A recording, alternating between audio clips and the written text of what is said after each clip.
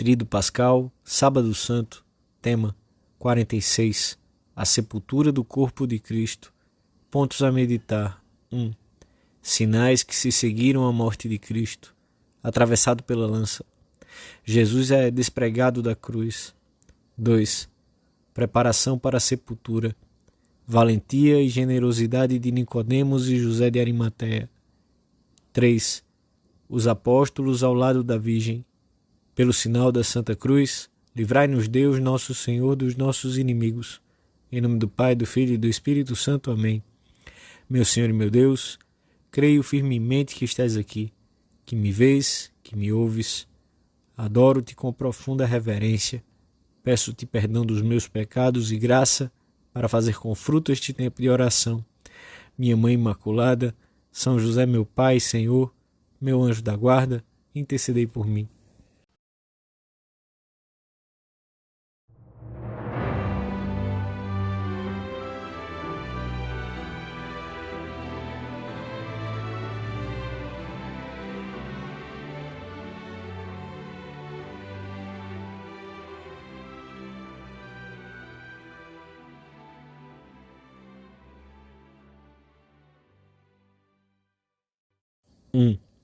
Depois de 3 horas de agonia, Jesus morreu.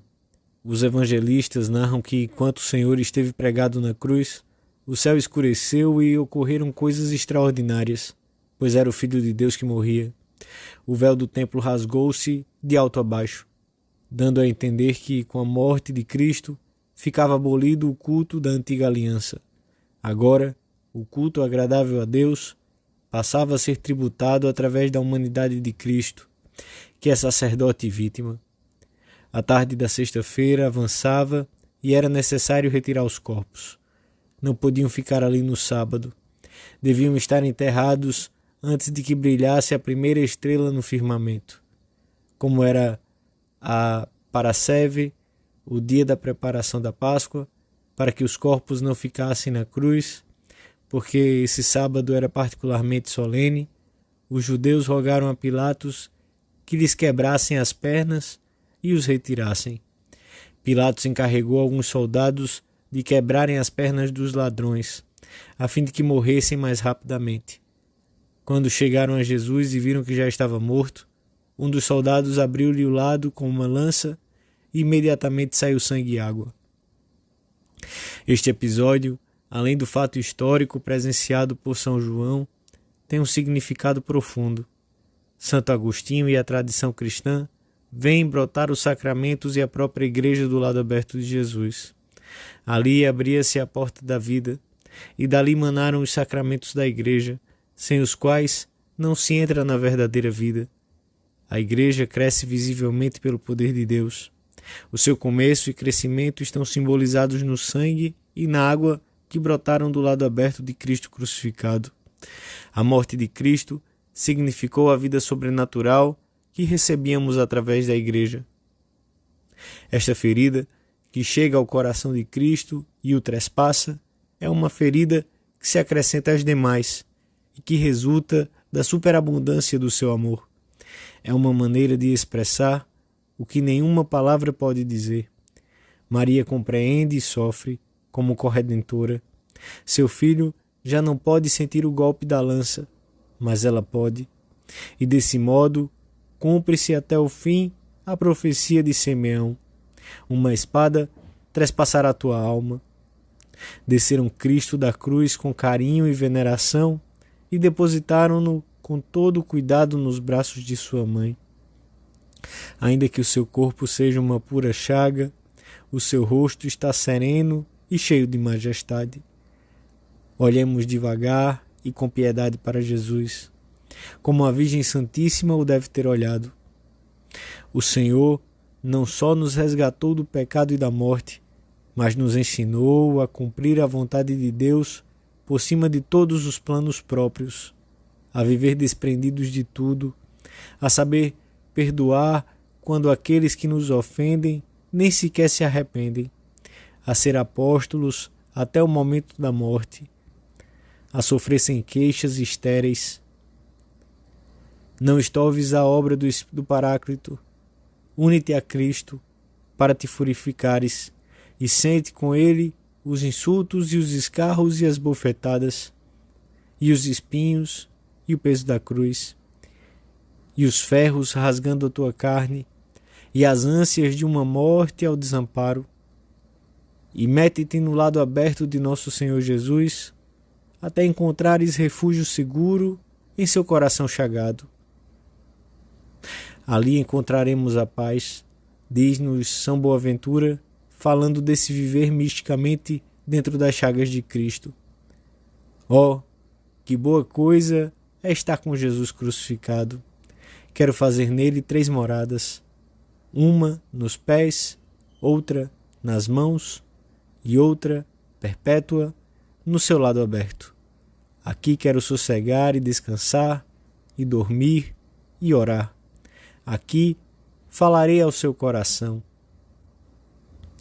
Olhamos para Jesus devagar e na intimidade do nosso coração dizemos-lhe: ó bom Jesus, ouvi-me, dentro das vossas chagas escondei-me.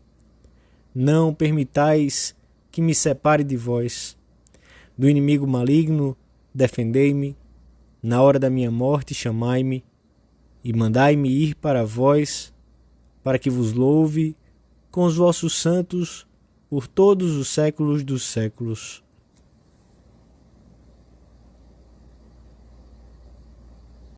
(2) José de Arimateia, discípulo de Jesus, homem rico, influente no Sinédrio, que permanecera no anonimato quando o Senhor era aclamado por toda a Palestina, apresenta-se a Pilatos e faz-lhe o maior pedido que jamais se fez: o corpo de Jesus, o Filho de Deus, o tesouro da Igreja, sua riqueza, seu ensinamento e exemplo, seu consolo, o pão com que havia de alimentar-se até a vida eterna.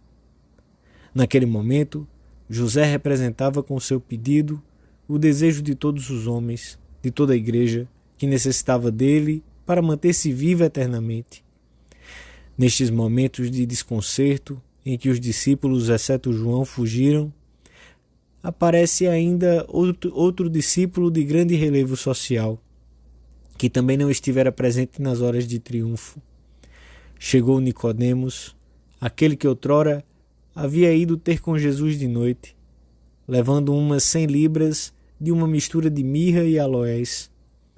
Como a Virgem agradeceria a ajuda destes 2 homens, a sua generosidade, a sua valentia, a sua piedade. Como também nós lhes estamos agradecidos. O pequeno grupo que, junto com a Virgem e as mulheres que o Evangelho menciona expressamente, se encarregou de sepultar o corpo de Jesus, dispõe de pouco tempo para fazê-lo, pois a festa do dia seguinte começava ao entardecer desse dia.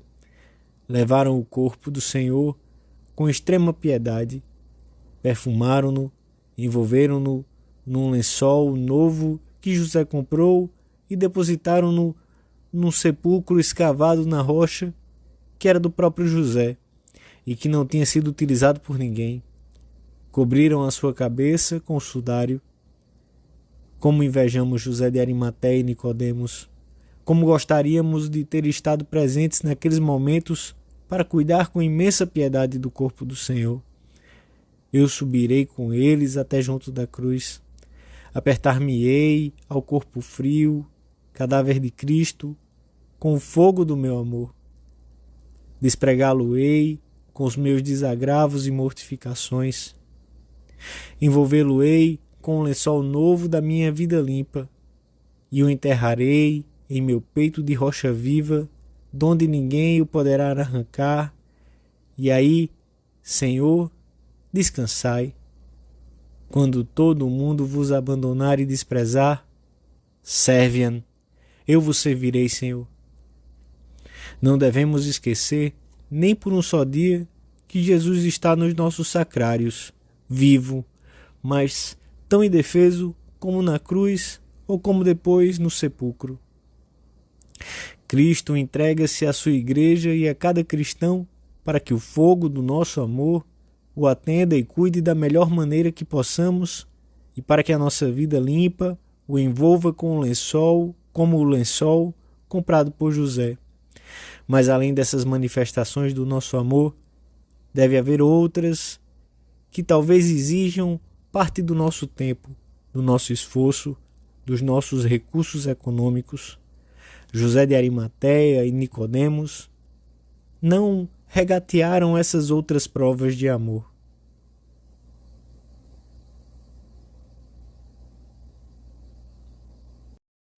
Três. O corpo de Jesus jaz no sepulcro. O mundo foi envolvido pelas trevas. Maria é a única luz acesa sobre a terra. A mãe do Senhor, minha mãe, e as mulheres que tinham seguido o Mestre desde a Galiléia, depois de observarem tudo atentamente, vão-se embora também. Cai a noite. Agora tudo passou. Conclui-se a obra da nossa redenção. Já somos filhos de Deus, porque Jesus morreu por nós e a sua morte nos resgatou. Tu e eu fomos comprados por um grande preço. Temos de converter em vida nossa a vida e a morte de Cristo. Morrer pela mortificação e pela penitência, para que Cristo viva em nós por amor. E seguir então os passos de Cristo, com ânsias de corredimir todas as almas. Não sabemos onde estavam os apóstolos naquela tarde, enquanto sepultavam o corpo do Senhor. Deviam andar perdidos, desorientados e confusos, sem rumo fixo, cheios de tristeza. Se já no domingo os vemos novamente unidos, é porque no sábado, ou talvez na própria tarde da sexta, procuraram com certeza a Virgem. Ela protegeu com a sua fé, com a sua esperança e o seu amor esta igreja nascente, débil e assustada. Assim nasceu a igreja, ao abrigo de nossa mãe. Já desde o princípio, Maria foi a consoladora dos aflitos, dos que estavam em dificuldades. Este sábado, em que todos cumpriam o descanso festivo segundo mandava a lei, não foi um dia triste para Nossa Senhora. Seu filho tinha deixado de sofrer. Ela aguardava serenamente o momento da ressurreição. Por isso, não acompanhou as santas mulheres que foram embalsamar o corpo morto de Jesus. E por isso, certamente, consolou e tranquilizou os apóstolos. Em qualquer circunstância, mas de modo particular, se alguma vez abandonamos Jesus e nos encontramos desorientados e perdidos por termos fugido do sacrifício e da cruz, como os apóstolos, devemos recorrer sem qualquer demora a essa luz continuamente acesa na nossa vida, que é a Virgem Santíssima. Ela nos devolverá a esperança. Nossa Senhora é descanso para os que trabalham, consolo para os que choram, remédio para os doentes, porto para aqueles que a tempestade maltrata, perdão para os pecadores, doce alívio para os que estão tristes, socorro para os que lhe imploram. Ao lado dela, preparamo-nos para viver a imensa alegria da ressurreição. Dou-te graças, meu Deus, pelos bons propósitos, afetos e inspirações que me comunicaste nesta meditação. Peço-te ajuda para os pôr em prática. Minha Mãe Imaculada, São José, meu Pai e Senhor, meu anjo da guarda, intercedei por mim.